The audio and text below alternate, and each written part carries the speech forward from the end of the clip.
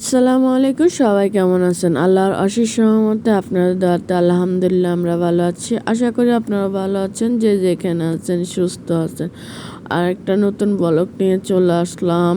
আর এখন এই ভিডিওটা আজকে 2-3 দিন হবে, কারণ আজকে ঈদের অলরেডি 3 দিন হয়ে গেছে। তো 3 দিন আগের ভিডিও ছিল, তো আমি এডিট করতে পারি নাই ব্যস্ততার কারণে, এই জন্য আর আপলোডও করা হয় নাই।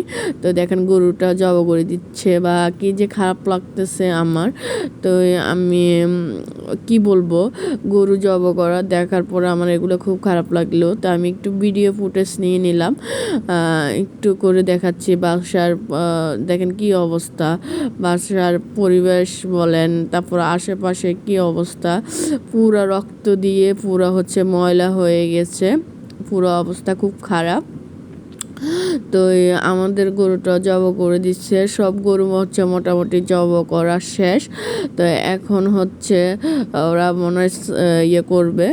তো এগুলো সবগুলো কষাই, এটা এখনও জব করে না, এটা জব করবে। আহারে, একটা কথা মনে পড়ে, আজকে তো আমরা কোরবানি হতাম, তো আল্লাহ এটা হুকুম করছে দেখা আজকে আমরা বাইচে গেছি।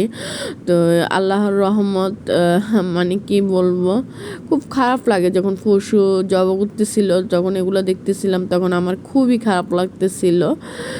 তো এখন হচ্ছে সব গরু অলরেডি জব করে ফেলছে, তারপরে ভেড়াও জব করে ফেলছে, সব অলরেডি জব করা শেষ। এখন হচ্ছে ওরা রক্তগুলো হয়তো পরিষ্কার করতেছে, রক্ত দিয়ে বাসার পরিবেশ কেমন হয়েছে। তো এদিকে আবার গুস্ত নিয়ে আসছে, তো গুস্ত সবগুলো এখন আমরা কাটাকুটা করব, তারপর হচ্ছে রান্না করব।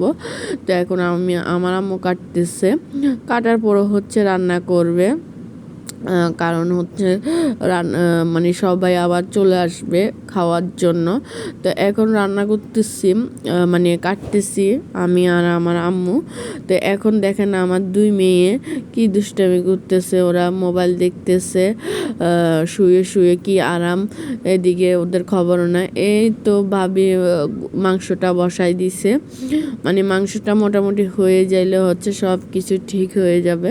তো ভাবি মাংসটা বসাই দিছে, বসানোর পর হচ্ছে পেঁয়াজ মরিচ যা আছে সব দিয়ে দিছে।